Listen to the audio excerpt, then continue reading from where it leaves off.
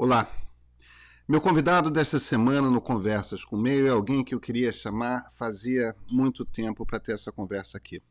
Silvio Meira. Durante boa parte da carreira, o Silvio foi professor de engenharia de software da Universidade Federal de Pernambuco, só que ele é muito mais do que isso. Hoje, formalmente, ele é professor extraordinário da César School e cientista-chefe da TDS Company, que é uma das empresas que ele criou. O Silvio é também membro do board de inúmeras companhias brasileiras, mas o que ele é principalmente é talvez uma das mais sofisticadas cabeças digitais do Brasil. Em 2000, o Silvio se responsabilizou e criou um projeto extraordinário no Recife, que é o Porto Digital. Ele criou em Pernambuco uma espécie de Vale do Silício. Não existe no Brasil nenhuma ação com apoio de município e iniciativa privada que educou tanta gente nas artimanhas do digital, que criou tantas empresas, que empregou, que produziu valor concreto. É um pedaço importante do PIB do Recife hoje. E, bem, a gente está no meio de uma pandemia que, evidentemente, mexeu com a vida de todo mundo e, literalmente, está acelerando o processo de transformação digital. Isso tem a ver com os nossos hábitos, com onde que a gente compra, com como que a gente conversa com os nossos amigos. Isso tem a ver com a sociedade, porque negócios abrem, negócios fecham. Isso tem a ver com emprego, porque empregos surgem e empregos desaparecem. Isso tem a ver com política, porque, afinal de contas, se há um grande e novo movimento populista tomando conta de governos em todo o planeta, isso está diretamente ligado à forma como as redes são usadas. Compreender a internet, compreender o digital, é, em essência, compreender o Brasil, compreender o mundo e compreender onde que a gente vai estar, que tipo de mundo a gente vai encontrar assim que nós todos sairmos de casa após esse processo de pandemia. Eu não conseguia imaginar ninguém aqui no Brasil que tivesse mais qualificação, mais capacidade de falar sobre esse assunto, de responder algumas dúvidas que eu tinha do que o Silvio Meira. E assim, sem mais delongas, vamos à conversa.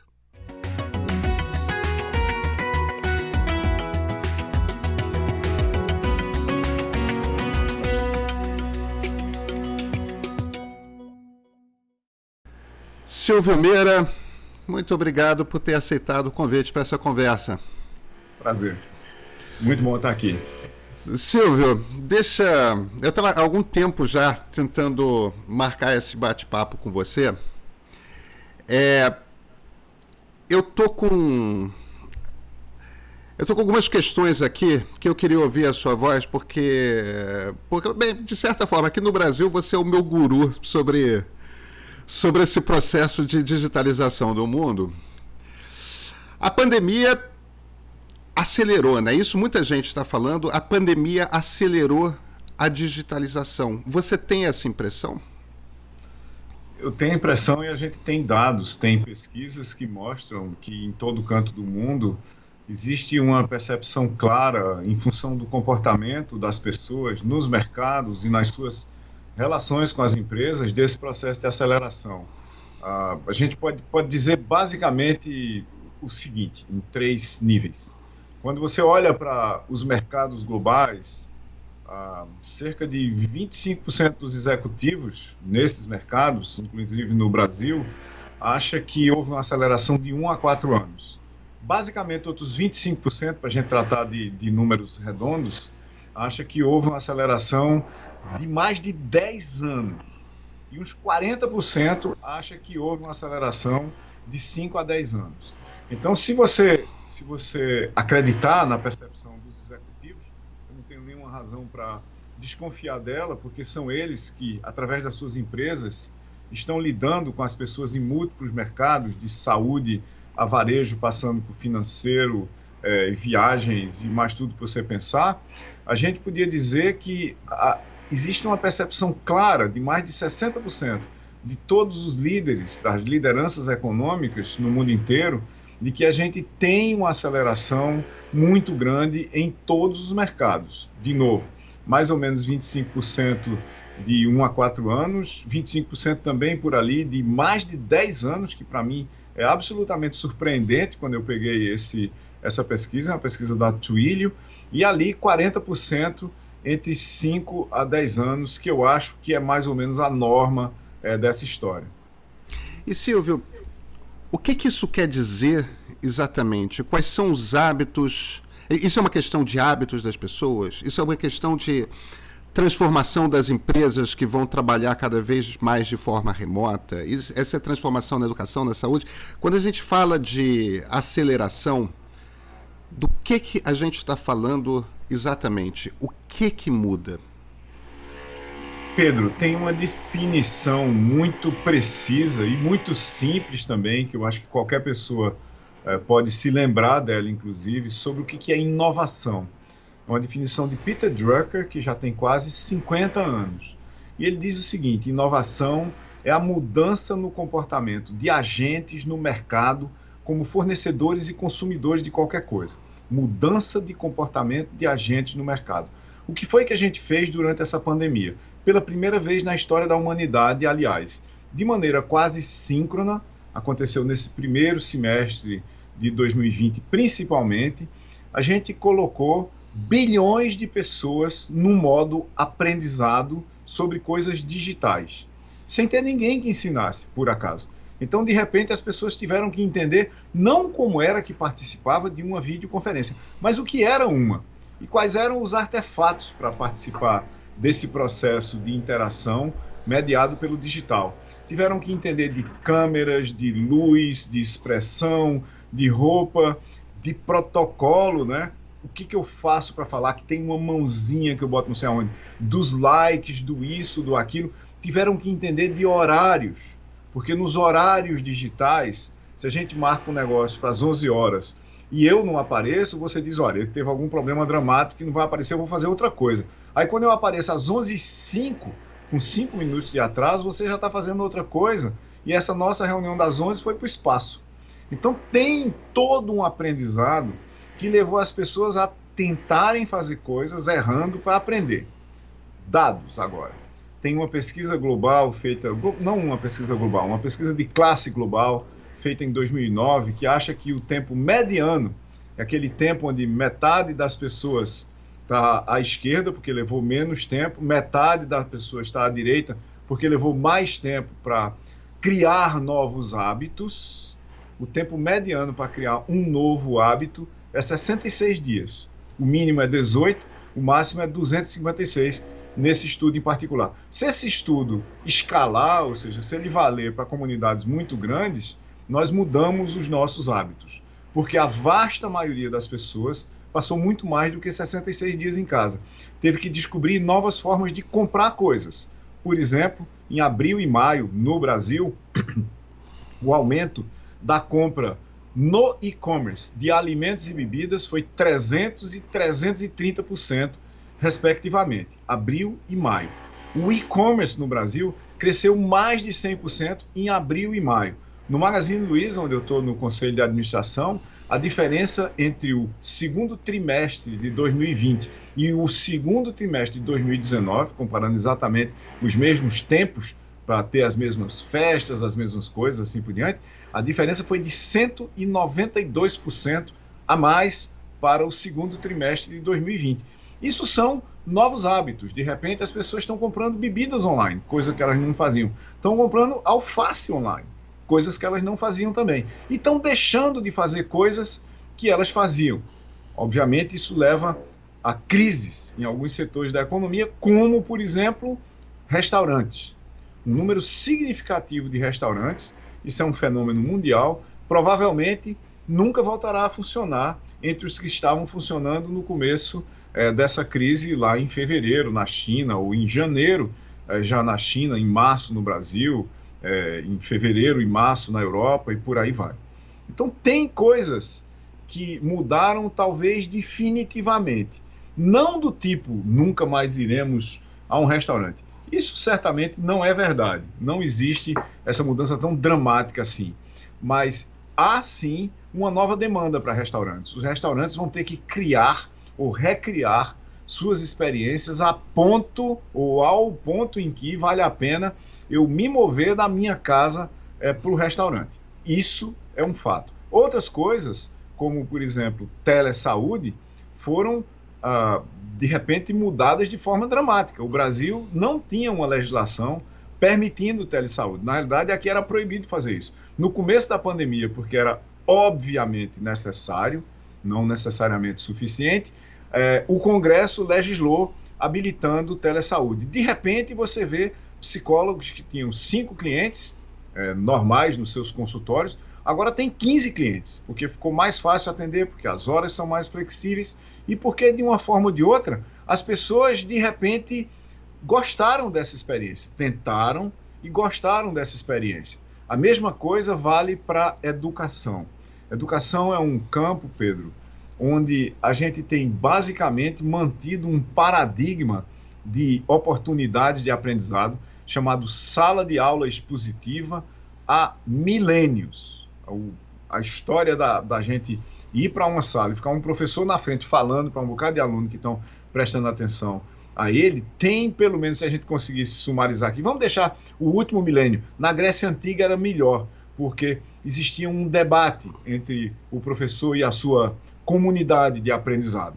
A história da sala de aula, que é a massificação taylorista, né, fordista-taylorista do processo de aprendizado, que nos leva quase a tentar programar ou a montar conhecimento dentro do cérebro das pessoas, e no Brasil, de uma forma puramente expositiva, ela foi seriamente questionada agora, principalmente nos níveis mais altos da cadeia de aprendizado, né, do médio para cima, na universidade, certamente na pós-graduação e nos cursos onde os laboratórios são virtuais, como tecnologia de informação. Isso vai levar a medidas, a mudanças que eu acho que serão definitivas. A gente, para tecnologia de informação e comunicação, por exemplo, para design, para muita coisa, mas os laboratórios são os laptops das pessoas e grandes computadores ou associações de pequenos computadores na nuvem.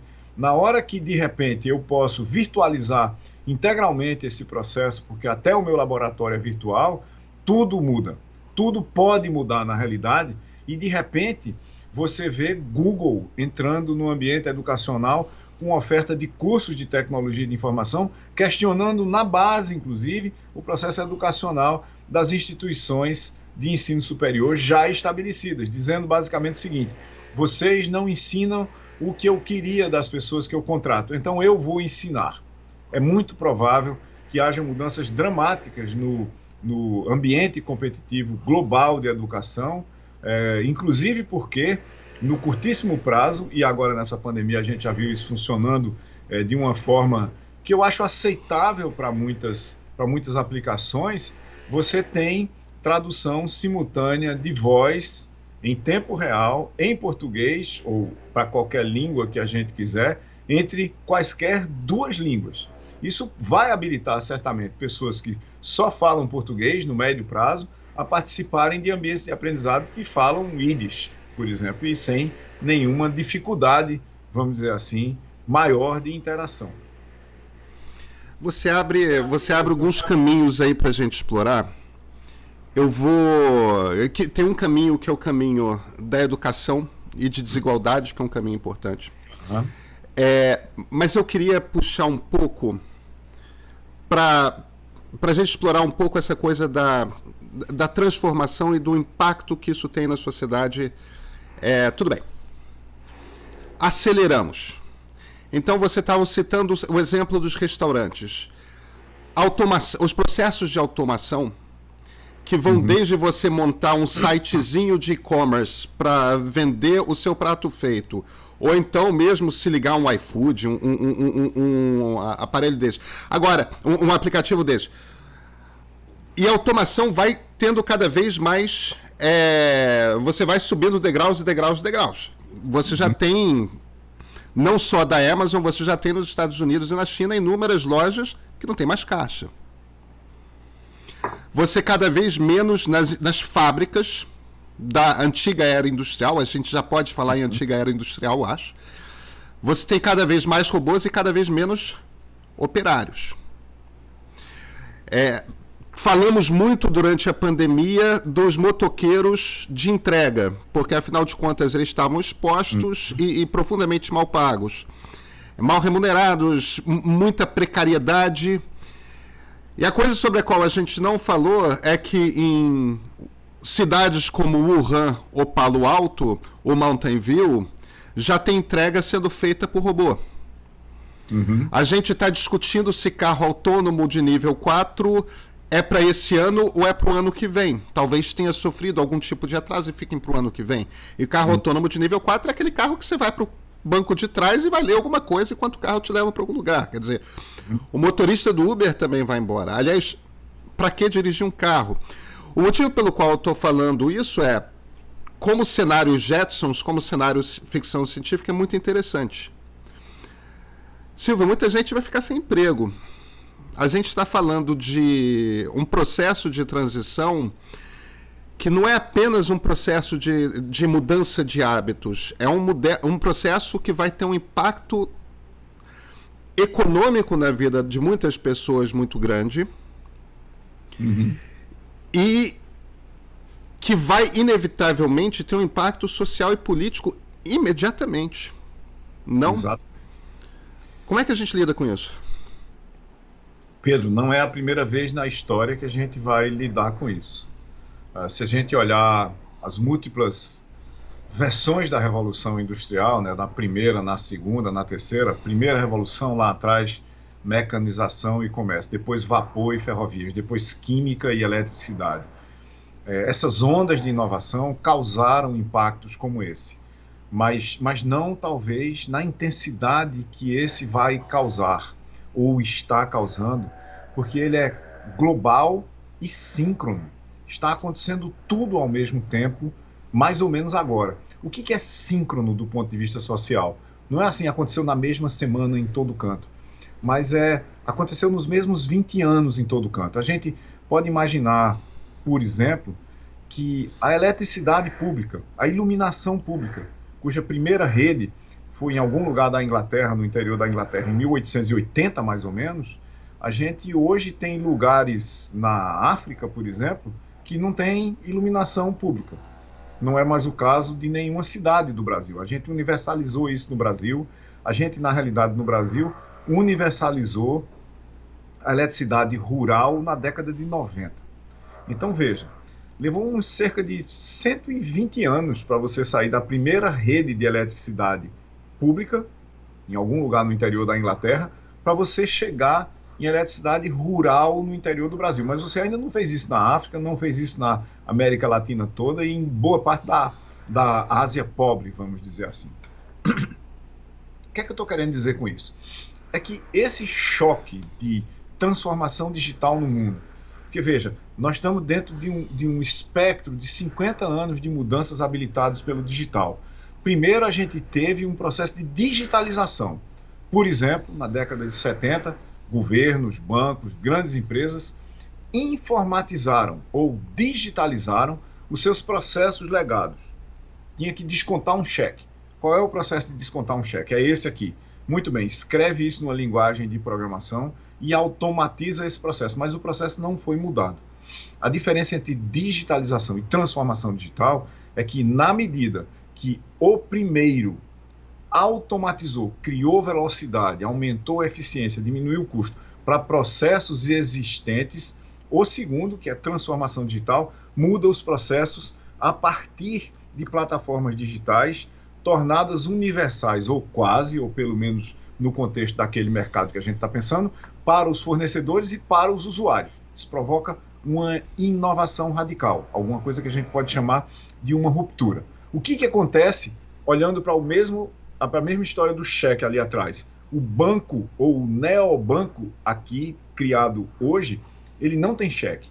Mas não só, ele não tem agência, ele não tem gerente também. A noção de conta, ou de abrir conta nele, é totalmente diferente.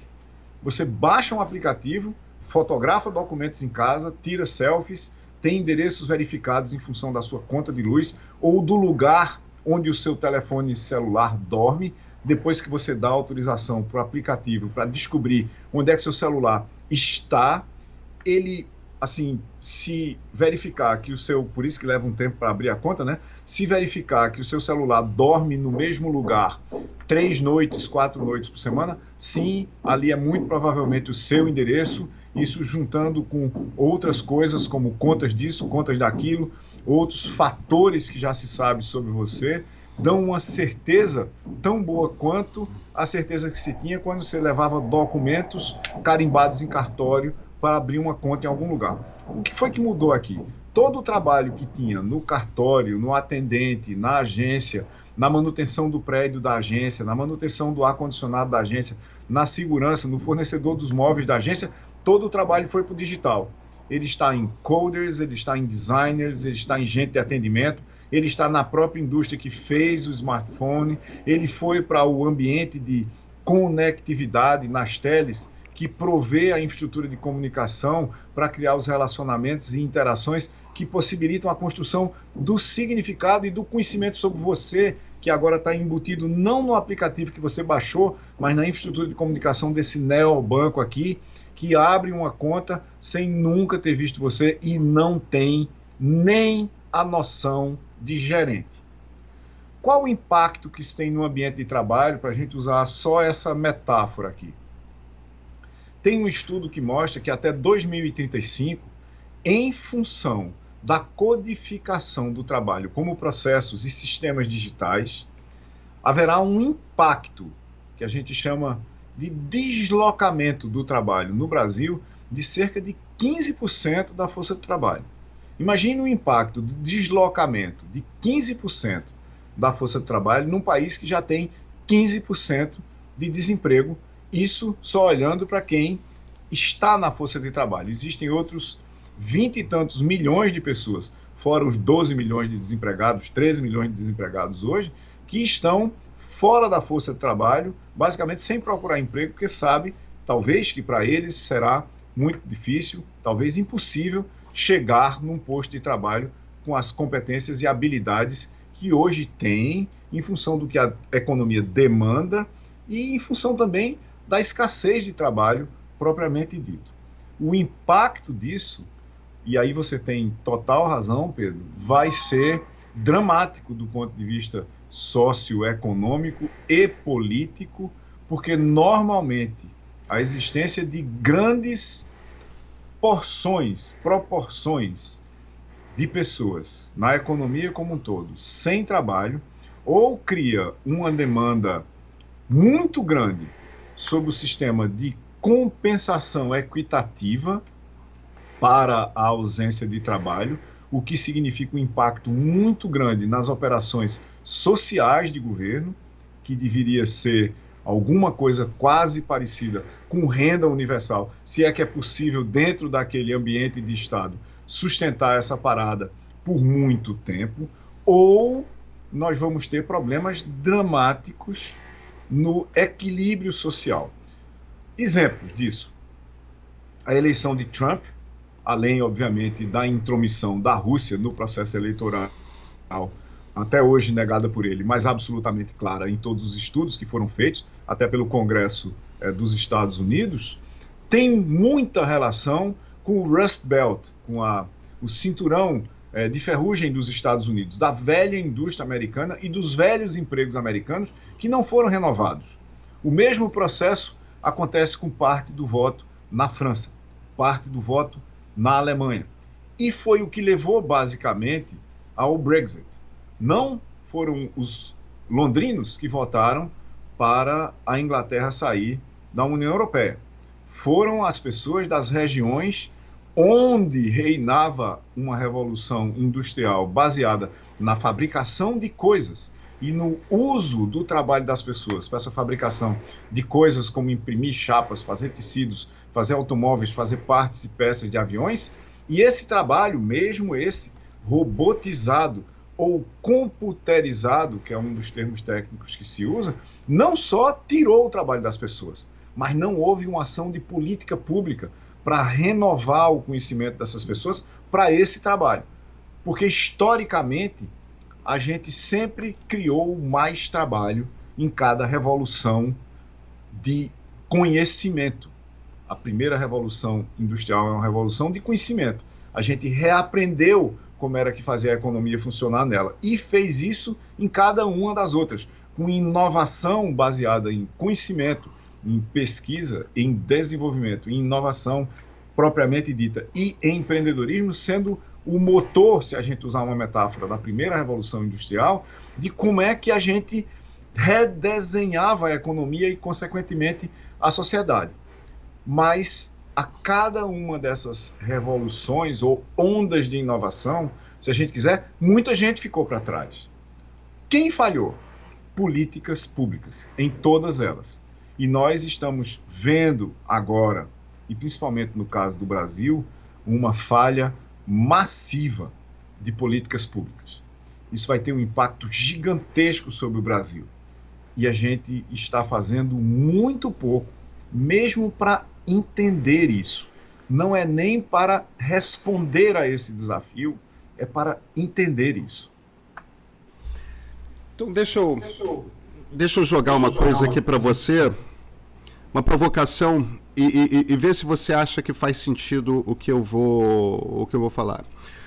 A turma que a gente já vê, eu concordo inteiramente com esse desenho que você fez de que a onda de populismo vem do blue collar, né? do operário, do trabalhador manual, que já está sendo deslocado do seu trabalho por processos de automação. Uhum. Agora, a gente está começando a entrar e vamos começar a ver uma onda semelhante de pessoas com ensino superior, né? Sim. Que, embora tenham ensino superior, não tem mais os skills, né? O tipo, contadores, muitos advogados, algumas das funções que médicos exercem. Uhum. Conforme você vai botando mais inteligência artificial, mais aprendizado de máquina em softwares e em caixas de hardware, mais desses trabalhos vão se tornar desnecessários. Algumas dessas pessoas vão conseguir, afinal de contas são qualificadas, vão conseguir trabalho, mas outras não vão. E isso vai ser um fenômeno novo no mundo, né? Porque você meio que sempre teve aquela promessa de que se você tem um diploma superior, sua vida na classe média está meio que garantida. Nunca foi uma coisa universal, mas foi bastante grande. Ou seja, a gente está falando de um caos social que tende a se ampliar, não? Ou estou sendo pessimista? Não, você não está sendo pessimista, não. Infelizmente, Pedro. Mas veja, também a gente pode desenhar isso de uma outra forma.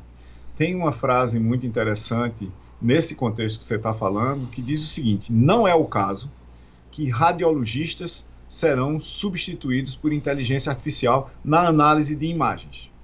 Mas é o caso que radiologistas que não usarem inteligência artificial para análise de imagens serão substituídos por radiologistas que sabem usar inteligência artificial para análise de imagens. Veja que coisa aqui que a gente está falando. Então você chega hoje e você diz, por exemplo, que existem mesas robotizadas para fazer cirurgias. Por que exatamente que a gente teria mesas robotizadas para fazer cirurgias se a gente tem tantos cirurgiões? A primeira coisa que a gente tem que entender numa revolução tecnológica é o seguinte: tecnologia é o domínio da possibilidade. Se é possível fazer alguma coisa com tecnologia, ela será feita.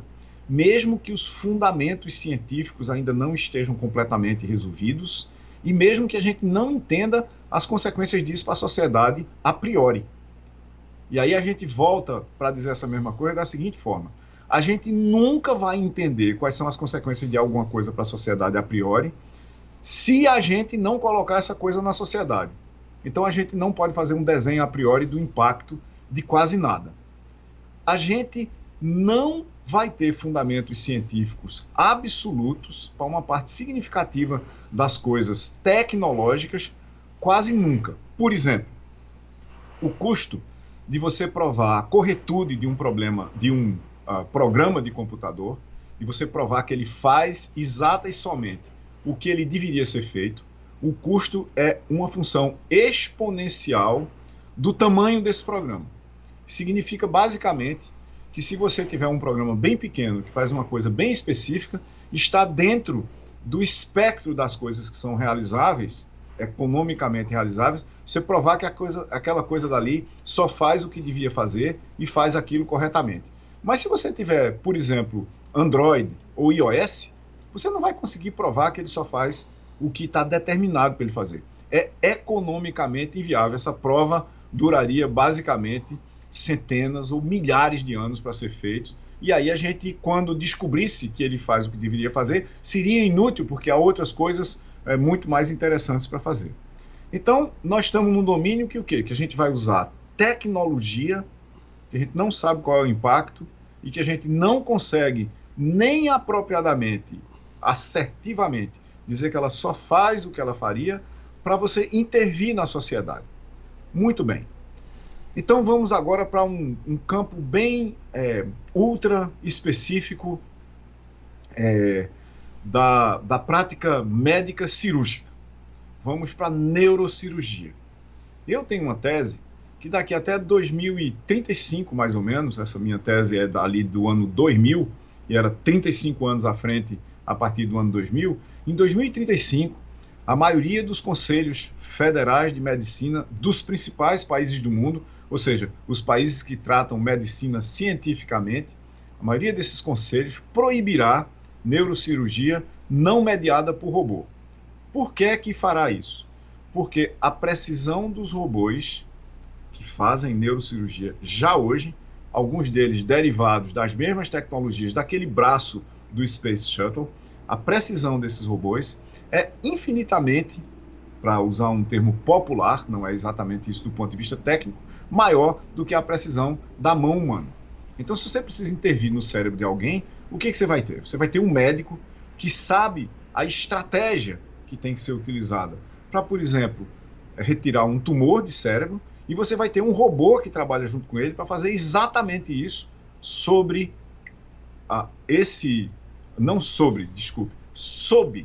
o comando, sob a condução como maestro desse neurocirurgião especializado em cirurgia robótica. Minha tese é que em 2035 a gente só vai fazer cirurgia robótica assim.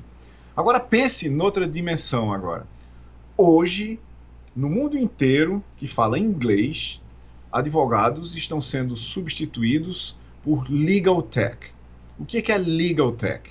Algoritmos que não necessariamente usam inteligência artificial para tratar coisas que, uma vez codificadas e com dados suficientes sobre o comportamento do sistema jurídico em relação àquelas coisas que podem ser causas, podem ser petições, podem ser decisões, assim por diante, podem tomar decisões baseadas em lógica, porque há uma lógica no sistema. O que é que isso nos diz, em geral, do robô que trabalha na fábrica montando bancos de carros, ou eventualmente partes inteiras de carros muito mais sofisticadas do que bancos, até o neurocirurgião? É que o trabalho, se ele puder ser codificado como uma combinação de padrões que são repetidos o tempo todo e lógicas que são usadas para construir esses padrões, a combinação de eu entender como é que o trabalho é feito a partir dos dados que ele gera. Fez isso, aconteceu isso. Fez isso, aconteceu isso. Fez isso, aconteceu isso. E tem uma lógica para entender como é que esse padrão foi criado, eu posso informatizar esse padrão de comportamento. Se o padrão de comportamento pode ser informatizado, ele quase certamente pode fazer sem um ser humano fazendo esse padrão de comportamento acontecer dentro de uma fábrica, dentro de uma sala de cirurgia, dentro de uma corte de justiça, seja lá onde for. Quais são os trabalhos que estão a salvo disso? Os trabalhos criativos, os trabalhos prospectivos, os trabalhos que envolvam talvez a principal função do cérebro humano, que é fazer perguntas, entender o mundo, descobrir coisas novas. A gente está muito distante, apesar de haver quem ache que até 2099, por acaso, é o Gowers, que é um Field Medalist, que a medalha Fields é o equivalente em matemática ao prêmio Nobel. é como, quer dizer, não é o equivalente, mas a gente acaba dizendo que seja, para comparar, para quem tem o prêmio Nobel em mente, medalha Fields é como se fosse um prêmio Nobel da matemática. Gowers, que é um matemático jovem ainda, extremamente famoso, ele acha que até 2099 algoritmos vão superar os matemáticos em raciocínio matemático. Isso é uma declaração surpreendente vinda de um PhD em matemática, mas ok, vamos deixar ela no nosso cenário aqui temporariamente. Do que a gente está falando? É que se você tem alguma coisa que não é criativa que você está fazendo agora, é muito provável que no médio prazo você vai ser substituído por um robô. Vamos falar de Brasil. Bora lá. A gente... Eu olho para... Tem 3 indústrias para as quais nós teríamos vocação. Indústrias do século XXI. Uhum. Obviamente, qualquer coisa ligada à biogenética, farmacêutica, etc., por conta do tamanho da diversidade biológica que existe no Brasil, principalmente na região norte. Uhum. Mas não apenas. Indústria limpa, de energia limpa, por conta de vento e sol que temos em boa parte do território. Uhum. Vento aí no Nordeste é um vento formidável, né? E software, porque a gente tem muita gente. Uhum. E eu olho com cada vez mais aflição para as favelas cariocas, para a periferia de São Paulo, para as várias periferias, para a periferia aí no Recife. Eu sou filho de matemático, mas eu sou horroroso em matemática. Isso é simplesmente constituição do cérebro. Eu faço outras coisas direitinho, mas matemática não é a minha. E como eu fui criado por matemático, eu sei quando é. A quantidade de criança, Silvio, que nasce nesse país e que tem essa cabeça para matemática e que a gente simplesmente joga fora. Isso. Porque a gente simplesmente joga fora porque a gente não educa. Isso é PIB que a gente está jogando fora, né? Isso é crescimento econômico que a gente está jogando fora. E você vê alguma possibilidade de... Você vê algum motivo para a gente ter esperança? Como é que a gente recupera isso? Como é que é o espaço? Pedro, a gente tem motivo para ter esperança. Veja, começando por energia limpa, que é talvez o mais óbvio. O Brasil tem 100% de condições de não precisar de nenhuma termoelétrica. O Brasil não tem mais espaço para construir hidroelétricas. A gente usou todos os rios viáveis, né? Belo Monte é uma hidroelétrica inviável. Ela foi construída por desejo de governo, mas ela é inviável e continuará sendo inviável ad eterno. Não tem um business case para coisas como Belo Monte. É um exagero de vontade política que a gente tenha construído aquilo. Mas quando você olha para solar, quando você olha para eólica, e quando você olha até, usando um exagero de limites aqui, para o novo nuclear, você tem como, basicamente, ter qualquer quantidade de energia que o Brasil precisa vindo dessas fontes. A gente não precisa usar energias sujas, não é? Do ponto de vista de bioex, que a gente poderia colocar aí genética, podia colocar imunologia, podia colocar fármacos, podia colocar absolutamente tudo. Eu discordo um pouco de você, Pedro, porque eu acho que recursos naturais não são o que vão fazer o Brasil se tornar relevante nisso. Se a gente olhar para recursos naturais como relevância nisso, a gente vai olhar para o mecanismo de exploração de fauna e flora sem necessariamente ter o componente capital humano. E aí a gente liga com software. Veja, olhando para genética, olhando em geral para biologia ou vida, se a gente quiser, e olhando para software, software está dos dois lados, tá certo? Tudo é código, tudo é software. Né? Quando você olha para computação e sistemas de informação, você tem programas, código, em cima de um substrato de silício. Quando você olha para a vida, você tem código, DNA, RNA, em cima de um substrato de carbono. Então tem uma unificação aí.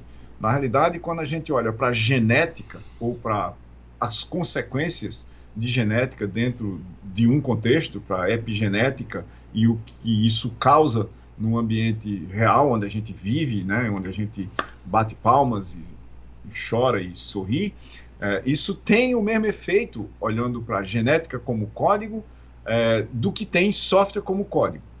E aí tem uma coisa particular. Quase todos os seres humanos podem aprender a programar. Na realidade, eu diria todos. Em alguma escala. Porque se você sabe andar, você sabe programar. Se você consegue sentar na mesa e comer um prato de comida, é porque você sabe programar. Aquilo é um programa. É porque a gente ensina muito mal a lógica da computação. A gente cria muito mal as oportunidades para você aprender o que é uma sequência temporal, o que é uma decisão, o que é um circuito, o que é continuamente fazer alguma coisa até que alguma outra coisa aconteça. Todo mundo pode aprender isso em alguma escala.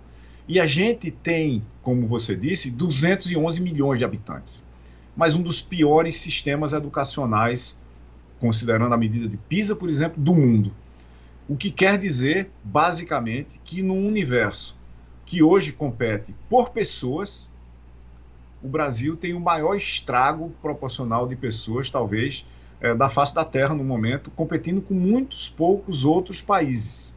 Empresas, Pedro, não competem por clientes, elas competem por trabalhadores. As empresas de software, principalmente, ou as empresas de serviço, ou as empresas da economia do conhecimento, que envolve saúde, que envolve educação, que envolve bioex, todas as áreas de biologia e fármacos, que envolve software, que envolve robótica, que envolve design, que envolve o judiciário, toda a área legal, por exemplo, elas competem por trabalhadores. Essa é a grande verdade. Então, quando você olha para o cenário, por exemplo, do Porto Digital aqui no Recife, nos últimos 20 anos, a gente fez um esforço gigantesco envolvendo empresários, empreendedores, investidores, universidades públicas e privadas, terceiro setor, envolvendo o governo, que criou as condições estruturais, tanto na Prefeitura da cidade do Recife, como no governo do estado de Pernambuco, para a gente tentar criar um ecossistema de inovação ao redor de digital. Isso começou do zero, com 0 empresas e 0 pessoas trabalhando no ano 2000. Hoje tem 12 mil pessoas trabalhando nisso, tem 340 empresas, um faturamento de 2,5 bilhões de reais numa área antigamente abandonada no centro da cidade do Recife, criando alguma coisa como 1,25% do PIB de Pernambuco e mais de 4% do PIB da cidade do Recife. Como que isso foi criado? Educando pessoas. Isso não é só atração de empresas, insumos e incentivos, porque você precisa de coders, você precisa de designers, especialistas em segurança e assim por diante. Uma grande rede de escolas de formação de capital humano, desde o doutorado, nos níveis mais sofisticados, até as escolas técnicas, e hoje indo para as escolas secundárias, por exemplo, todas as escolas primárias, primeiro ciclo da Prefeitura da cidade do Recife, tem laboratórios de robótica. Tem laboratórios de robótica para os alunos e alunas começarem a pensar algoritmicamente. O que é o pensamento algorítmico? Você programar um robô para dançar, para um concurso de dança de robôs, ou você programar um robô para acertar uma bola e um outro para defender, você programar um robô para entrar em algum lugar e sair desse lugar sem bater em nada, isso é pensamento algoritmo, nesse caso já aplicado ao controle de alguma coisa que existe no mundo real. Daí a gente saiu para, por exemplo, já temos 2 escolas técnicas no Recife, na cidade do Recife, que formam programadores no ensino médio. Programadores que são contratados por empresas do Porto Digital para fazer trabalho real, não é como estagiários. Uma das grandes falhas do sistema de ensino pré-universitário no Brasil é que ele, na realidade, programa mal, habilita mal as pessoas para fazerem vestibular e irem para a universidade. Mas, via de regra, você sai do ensino médio sem ter competências e habilidades para trabalhar em absolutamente nada que exija algum grau de competências do século XXI. E este é um mega problema brasileiro. Em boa parte, a gente perde as pessoas aí. A gente não perde as pessoas porque elas foram para a universidade, estudaram alguma coisa que levou apenas a um diploma, e não a um conjunto de competências e habilidades que cria o potencial de empregabilidade para elas, porque há algum trabalho que a economia precisa que seja feito e elas sabem fazer. Não é aí que a gente perde, a vasta maioria das pessoas. A gente perde porque as pessoas terminam o ensino médio sem ter competências e habilidades do século XXI que as torna empregáveis em trabalhos do século XXI. É possível, por exemplo, ensinar a programar competentemente para o trabalho no ensino médio. A gente está dando provas disso aqui em Pernambuco, na Escola Cícero Dias e na Escola Porto Digital. É possível trazer as competências e habilidades do pensamento computacional, que obviamente não gera empregabilidade, mas prepara as pessoas.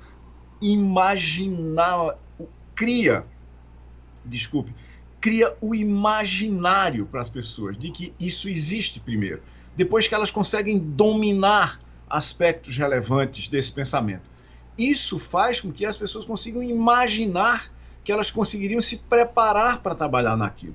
Se as pessoas não sabem que existe uma possibilidade, que existe um potencial delas fazerem alguma coisa, como é que elas vão imaginar que elas teriam um trabalho naquilo e que esse trabalho podia corresponder a um emprego ou a empreendedorismo ou a criatividade delas próprias começarem um novo negócio, que esse sim talvez empregue muito mais gente e por aí vai. Sem criar esse contexto, como é que as pessoas vão imaginar que as possibilidades sequer existem? Então tem muita coisa que pode ser feita. Eu não perdi a esperança de que é possível fazer muita coisa que leve o Brasil a ser mais competitivo na solução dos problemas globais do século XXI, que envolvem genética, que envolvem matemática e lógica, que envolvem computação, que envolvem robótica, que envolvem big data, machine learning, inteligência artificial, nanotecnologia, que envolvem física, que envolvem química fina, mas que envolvem também sociologia, antropologia, história, literatura, português, inglês, mandarim, porque é tudo muito complexo e sofisticado, e muito mais complexo e sofisticado do que a gente pura e simplesmente saber programar. É bem provável que mais para os anos 2040 do que nos anos 2020, quem quiser fazer negócios no mundo, negócios de grande porte, sofisticados, tenha que falar mandarim fluentemente. É muito provável que algumas das principais escolas de tecnologia, de ciências, de computação, de negócios de 2040 falem mandarim, mesmo que não estejam na China, mas falem mandarim fluentemente. Porque se há uma coisa que eu acho que é quase certa, e há demonstrações cabais quase todo dia, os Estados Unidos são um país em adiantado estado de subdesenvolvimento. E não há vácuo em desenvolvimento, em mercados, em política e relações internacionais. Tem gente ocupando esse espaço. A gente está o tempo todo circulando a questão da política. A internet criou um problema. Quando a gente estava lá atrás, nos anos ainda 1990, finalzinho do século passado, e mesmo acho que na primeira década desse século, tinha aquela coisa, o John Perry Barlow escreveu na Wired, você talvez lembre, a Declaração de Independência do Ciberespaço, a expectativa de que a internet seria o grande democratizador. E pelo menos nos últimos 10 anos, se não há mais tempo, mas certamente nos últimos 10 anos, se tornou claro que nas mãos de populistas a internet é uma arma de combate à democracia incrível, uma ferramenta de desinformação extraordinária. E a gente está num mato sem cachorro, né? Porque no fim das contas, as redes sociais são facilmente manipuláveis. Elas são movidas a algoritmos que são facilmente manipuláveis. Essas companhias ou não têm vontade de resolver o problema, ou não são capazes de resolver o problema. E, no entanto, são companhias... O Facebook está se aproximando aí da faixa de $1 trilhão de valor de mercado. São todas companhias globais. A gente já teve populista antes, a gente já teve veículo de comunicação antes sendo usado por populista, mas nunca simultaneamente no globo inteiro, né? Pelo menos nos ambientes que são democráticos. Como é que você vê essa questão? Porque parte do nosso problema hoje é esse, né? É a manipulação das redes por populistas. Pedro, isso é obviamente um problema que nasceu junto com a humanidade, né? Você vai por exemplo, para o Império Romano, ali por 50 depois de Cristo, e o populismo rolava com os lados em disputa pela opinião pública, imprimindo notícias falsas sobre os outros em moedas, que era o que tinha ampla circulação na área de influência do Império Romano naquele tempo. Quando Perry Barlow escreveu a Declaração de Independência da Internet, eu acho que ele foi otimista demais, ao ponto, e respeito o John como uma das pessoas que basicamente fundou a internet global, é uma das poucas pessoas que a gente pode dizer que teve esse tipo de impacto, mas o John foi otimista demais ao ponto de uma quase ingenuidade, e talvez tenha se esquecido de levar em conta algumas leis básicas de redes sem escala, como a internet. Tem uma das leis básicas de scale-free networks, né, de redes sem escala, como é o caso da internet, que é o efeito de winner takes all. O vencedor ou o ganhador leva tudo. Numa rede sem escala, quanto mais gente usa um sistema, mais gente usa o sistema, o que leva cada vez mais gente a usar o sistema, que, enfim, acaba se tornando o único sistema. Esse é o efeito que leva ao Facebook, a Google. A existência, na prática, no Ocidente inteiro, de duas únicas alternativas de sistemas operacionais de smartphones, ou Android ou iOS. Não tem nenhum outro, né? Por quê? Primeiro, porque é caríssimo você manter alternativas competitivas a esses sistemas. Se você olhar para, por exemplo, busca no Brasil, Google tem mais de 90% de toda busca feita no Brasil é feita em Google. Talvez 95%. Se você disser, ok, vamos competir com o Google, a minha conta de padaria, né, em cima de um lenço de papel num bar, quando a gente estava indo para bares ainda, feita basicamente no meio do ano passado, é que competir com o Google hoje, para você ter uma chance de competir com o Google, isso seria alguma coisa da ordem de 50 bilhões de dólares de investimento, tirando por baixo.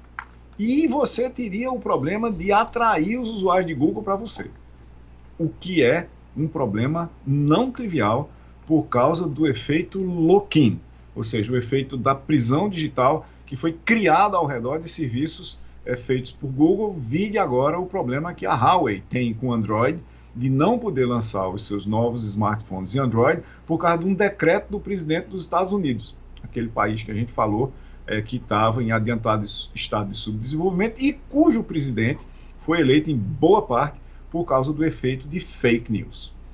Aí a gente volta para as fake news. Como você literalmente vaporizou o efeito democrático da internet, que seria aquele lá na cabeça de John Perry Barlow e no texto dele, a possibilidade de cada um ter seu próprio site e ser uma voz relevante em qualquer lugar, a partir da sua própria propriedade digital pessoal. Isso, basicamente, na internet contemporânea, na arquitetura que a gente tem na rede hoje, não existe. Você é relevante em vídeo? Ok, Se for no Ocidente, você é um canal do YouTube. E você está sujeito às regras do YouTube. Você não está necessariamente sujeito às regras do país onde você estiver. A gente tem muitos incidentes onde o YouTube, de uma hora para outra, resolve fazer o que se chama, dentro do YouTubês, né, do vocabulário deles lá, desmonetizar um canal, que às vezes tem milhões de usuários. Ele pode fazer isso para o bem, porque, por exemplo, o canal espalha fake news, mas ele pode fazer isso simplesmente porque ninguém sabe. As regras não estão claras. As regras de como o YouTube desmonetiza um canal não são abertas o suficiente para a gente entender como funciona. É pior ainda em ambientes onde é um algoritmo que decide se você continua online ou se você vai offline por causa de motivos que não sabemos exatamente quais são. Então, o mundo plano das redes sem escala, depois que elas operaram por algum tempo, virou um plano cheio de picos. E alguns dos picos são dominantes, completamente dominantes, em alguns espaços, ou se a gente quiser, até facetas do comportamento humano. No caso de redes sociais, Facebook, por exemplo, tem uma dominância nesse aspecto, inclusive do comportamento humano, muito maior do que Google tem sobre busca. Facebook detém as 3 redes sociais efetivamente usadas no Ocidente. Facebook, propriamente dito, Instagram e WhatsApp. Você não consegue escapar de Facebook, nem que você queira, para um número significativo de coisas, e, em particular, para quem tem contas pré-pagas, que vem com 0,800 de dados especificamente para Facebook, a sua internet é Facebook. Você vive no mundo facebookiano, que é o novo 1984 digital, onde uma parte significativa da informação que circula não pode ser verificada sem acesso a fontes externas. Ou seja, as pessoas estão literalmente presas a um universo informacional contaminado por desenhos, por designs que são feitos deliberadamente para levar a opinião pública digital, nesse caso, para certas conclusões ou certas interpretações do mundo. Isso vem sendo usado, é claro, por muita gente para convencer as pessoas das suas ideias, não necessariamente boas sobre o que devia ser o mundo e não necessariamente boas, principalmente para as pessoas que têm acesso ou sem condições, eventualmente, nem de ter acesso, e talvez sem condições de interpretar o que realmente está acontecendo no mundo, consigam ter uma visão própria deste vero mundo. Não sei se a gente vai conseguir resolver isso com regulação. O que eu acho que a gente tem de fundacional é um problema na arquitetura da internet. Ou a gente redistribui a arquitetura da internet para que eu, por exemplo, possa ser o dono dos meus dados. E se você quiser os meus dados, você tem que falar comigo para eu lhe dar autorização direta disso, e eu tenho um repositório que eu escolho para ser o meu conjunto de dados fechado para mim, disponível só para quem eu quiser, ou a gente não vai ter como mudar esse estado de coisas no médio prazo. Isso seria uma redefinição muito grande da internet. Isso é um desejo quase que ingênuo da gente ter agora, porque se a gente pensar bem, o redesenho do sistema global de telefonia ainda não aconteceu até hoje. A gente ainda tem números telefônicos, por exemplo, que são uma anomalia, quase uma aberração analógica que vem do começo do século passado, mas eles existem ainda hoje para você verificar coisas, para você fazer chamadas que na realidade trafegam pelo ambiente digital de redes, mas que funcionam para a tele como se fosse um ambiente analógico, e pior, funcionam para o regulador como se ainda fosse um ambiente analógico, e isso é global, não é uma coisa brasileira. Nós estamos com uma dificuldade gigantesca nesse aspecto, Pedro, porque o redesenho de arquitetura de rede que a gente precisaria fazer para redemocratizar a rede de volta para os seus princípios, não só igualitários, mas equitativos, eu acho que a gente não vai fazer no curto prazo. Deixa eu então encaixar aqui 2 perguntas. Até há pouco tempo, democracias liberais tinham uma ferramenta para lidar com isso, que é a quebra de monopólios, antitruste. Você chega lá, chega para o Facebook, ó, a partir de agora, WhatsApp é uma empresa, Instagram é uma empresa, Facebook é uma empresa, Messenger é uma empresa. Ou então você chega no Google, olha, você tem um braço de publicidade, você tem um buscador, que você pode contratar o braço de publicidade, mas são empresas separadas. Você pega o YouTube, vira uma outra empresa, tudo junto não pode ser.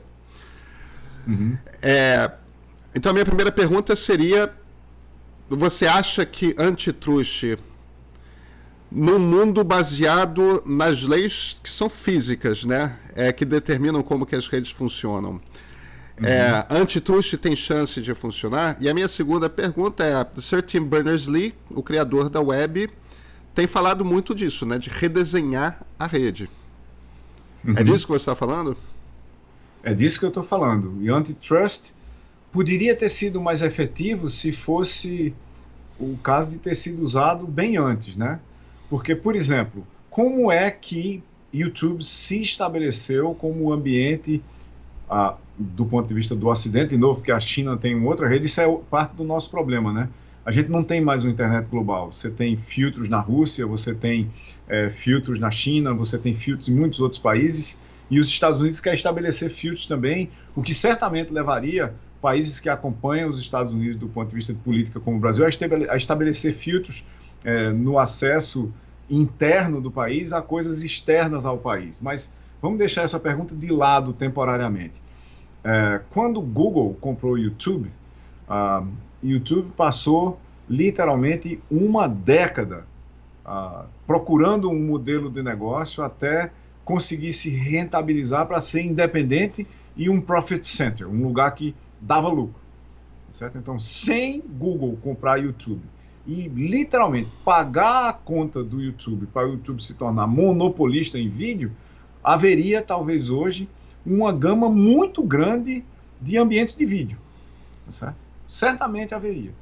Porque você teria que procurar o modelo de negócio enquanto construindo um ambiente de negócios e não subsidiado por um gigante que já tinha estabelecido o seu modelo de negócio e estava tentando montar um pico com um número de facetas que o tornassem cada vez maior, atraindo cada vez mais gente e eliminando cada vez mais competição.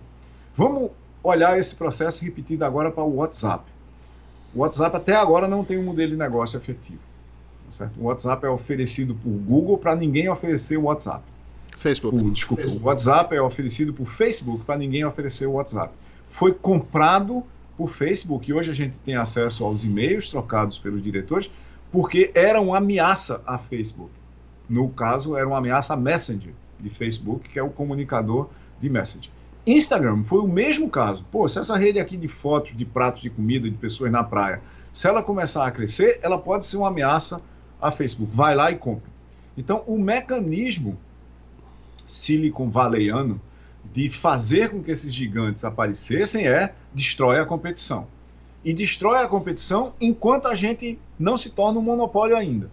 Então, você agir a posteriori cria uma problemática absolutamente não trivial, porque hoje os maiores lobistas de Washington não são bancos ou empresas de energia, são empresas digitais. Esse já é o caso há algum tempo. Então, como é que você vai hoje tentar controlar esses gigantes que você viu sendo criados e não fez nada enquanto eles estavam sendo criados e se tornando monopolistas? Quebrar essas empresas hoje, à medida que, por exemplo, você tem anúncios que Facebook vai fundir Facebook propriamente dito, junto com o Instagram e o WhatsApp, e transformar num único, vamos dizer assim, bloco de software, mas não é exatamente um bloco, eu não estou dizendo que eles vão fazer um stack único, mas que eles vão transformar numa única oferta do ponto de vista do usuário lá na frente. Como é que você vai extrair isso de dentro dele, tá certo? É muito mais fácil, por exemplo, você extrair YouTube de dentro de Google, porque uma coisa literalmente não tem nada a ver com a outra, do que você extrair os fragmentos de redes sociais diferentes que você tem dentro de Facebook. Essa mesma coisa vai ser verdade em outras áreas. Se o regulador não age a priori, a ação dele a posteriori já muito provavelmente vai ser tardia, porque toda a possibilidade de competição já foi destruída antes. Silvio, já passamos aqui da faixa da 1 hora. Então deixa eu te fazer uma última pergunta. Olhando aí para o futuro, a gente tem mais motivo para ser otimista ou pessimista? Olha, Ariano Suassuna devia estar respondendo essa pergunta aqui, porque ele disse, numa das frases dele, que o otimista é um tolo, porque o otimista acha que as coisas vão se resolver de alguma forma mágica que ele não sabe nem exatamente qual é. Mas, por outro lado, o pessimista é um chato, porque ele acha que nada vai dar certo, independente do que todo mundo fizer, inclusive ele. Então, o bom mesmo é ser um realista esperançoso, segundo Ariano. E o que é um realista esperançoso? A gente tem que entender a complexidade do mundo que a gente vive, a gente tem que entender as dificuldades que a gente enfrenta para mudar essa realidade, a gente tem que ter alguma previsão do que vai ficar ainda mais complicado ou do que pode ser simplificado, e a gente tem que ter estratégias para transformar nossas aspirações em capacidades. Uma parte significativa do que a gente quer que aconteça não é uma estratégia. Eu tenho uma estratégia para melhorar o Brasil. Não, isso é uma aspiração. Como é que eu crio as capacidades, por exemplo, para a gente ter um Brasil mais igual?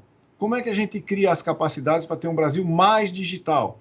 Como é que a gente cria as capacidades para ter um Brasil mais competitivo no e-business global? Para isso, a gente precisaria ter estratégia. Então, o que eu acho que a gente precisa fazer e no que eu acho que a gente precisa investir? A gente precisa investir no entendimento mais amplo de que aspirações não resolvem problemas. O que resolve problema é a criação de capacidades. E, para isso, a gente precisa ter estratégias.